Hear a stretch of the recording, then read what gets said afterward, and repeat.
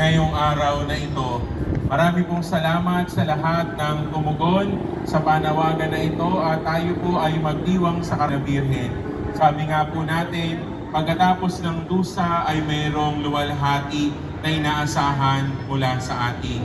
Nawa po sa gagawin natin ito ngayon na banal na pagsasanay, panatilihin po natin ang kasagraduhan ng prosesyon, panatilihin po natin at tayo'y manalangin na sa tulong ng mahal na Birhen nagdadalamhati, tayo rin ang pinakafamosong Mater Dolorosa sa Espanya, ang Maria Santissima de la Esperanza Papa Pablo Ika-6 at pinakahuli ay ang Rosa de Oro mula kay Papa Francisco. Dahil dito ay napabilang ang Macarena sa iilang birhen sa buong mundo na mayroong ganitong mga pribilehiyo. Sa kasalukuyan, itong universal na debosyon at kilala sa buong Espanya at sa buong mundo na may mahigit 30 mga hermandad at kofradya na nakapangalan sa Esperanza Macarena, kabilang ang mga bansang Malta, Panama, Peru, Portugal, at mapalad tayo sa Pilipinas dahil ang nag-iisang kinikilalang samahan sa buong Asya ay matatagpuan sa ating probinsya sa Bulacan, ang Hermandad de la Sagrada Pasión y Esperanza Macarena ng Santa Maria, Bulacan, na binubuo ng mga kamarero ng mga pasos de misteryo ng Semana Santa at mga deboto ng Birhen de la Esperanza Macarena sa buong Pilipinas.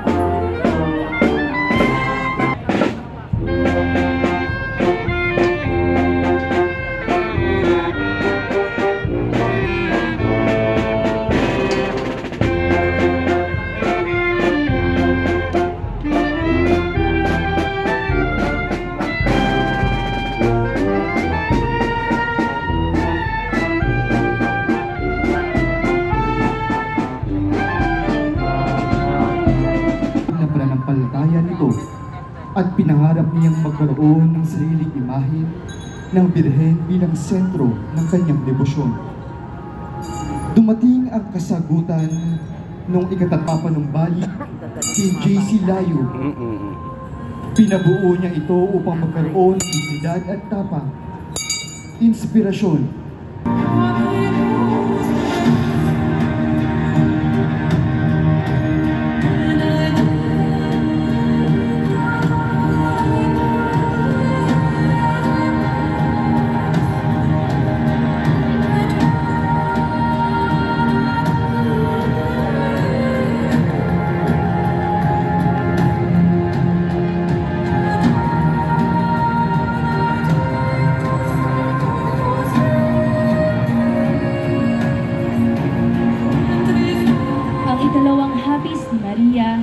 ay naganap na makatanggap si San Jose ng Babala mula sa isang ay hindi nangangahulugang wala ng pagsubok. Tulad ni Maria, tayo rin ay maaaring makaranas ng takot at upang ipagpatuloy ang ating paglalakbay. Sa kanyang paghihirap, si Maria ay naging huwaran ng pananampalataya at pagtanggap sa kalooban ng Panginoon. Sa ating sariling pagsubok, maaari nating hilingin ang kanyang panalangin at paggabay upang manatiling matatag sa ating pananampalataya. Ang ikatlong karosa ay ang Mater Dolorosa sa pangangalaga ni Jocas at Cora Calderon mula sa Pulilan, Bulacan.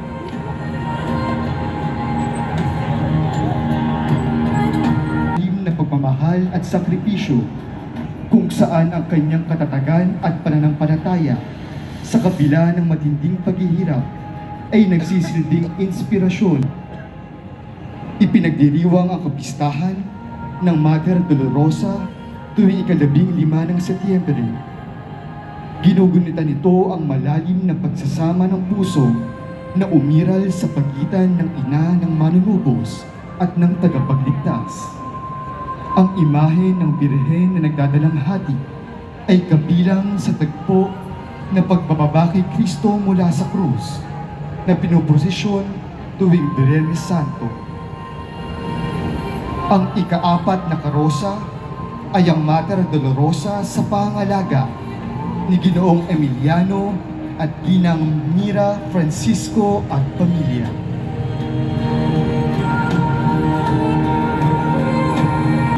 Sa harapan ni Pilato, nakatayo ang mahal na Birheng Maria sa gitna ng matinding dalamhati.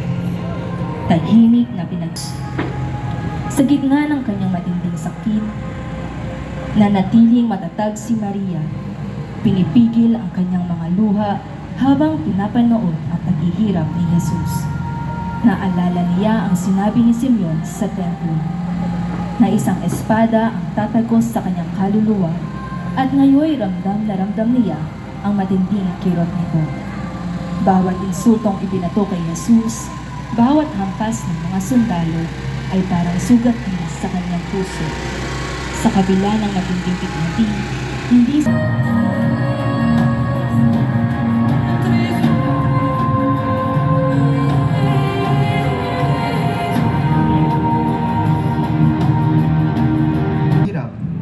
hindi siya nawala ng tiwala sa Diyos.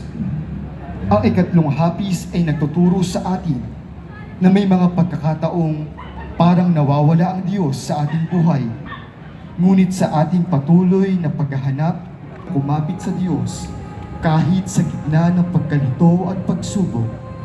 Sa kanyang pagdurusa, naging huwaran si Maria ng pagtitiis, pananampalataya at pagmamahal sa Diyos. Ang ika-6 na karosa ay ang Nuestra Señora de la Soledad sa pangangalaga ni Ginoong Mario at Ginang Feli Mutog mula sa Santa Peregrina, Pulilan, Bulacan.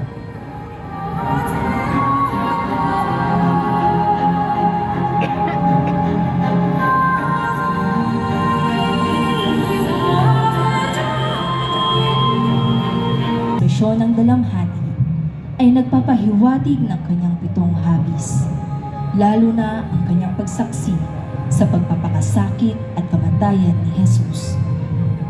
Sa loob ng maraming siglo, nanatili siyang isang mahalagang sagisag ng pananampalataya, debosyon at pagmamahal ng mga taga-Murcia kay Maria. Hanggang ngayon, patuloy siyang ginagalang bilang isang espiritual na ina ng mga nagdurusa at naghahanap ng aliw sa kanyang mapagmalasakit na panalangin. Ang ika-7 karosa ay ang La Virgen Dolorosa de Murcia sa pangangalaga ni J.C. Padua mula sa Muntinlupa, Las Piñas City.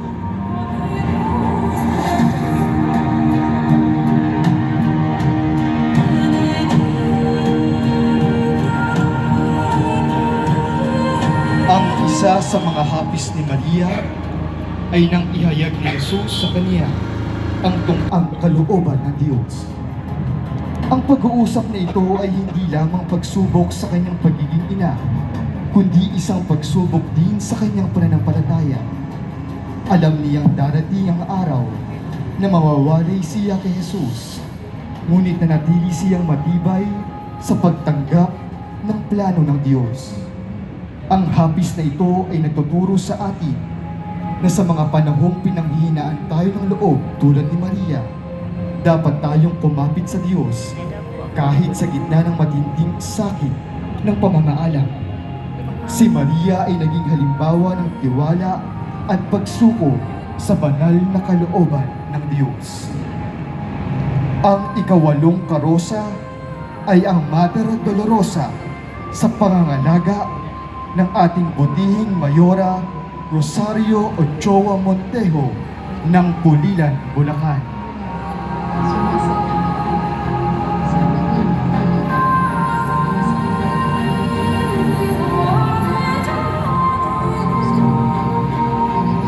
Ang ika-apat na hapis ni Maria ay nangyari nang makaharap niya si Jesus habang pasan ang mabigat na krus patungo sa Kalbaryo.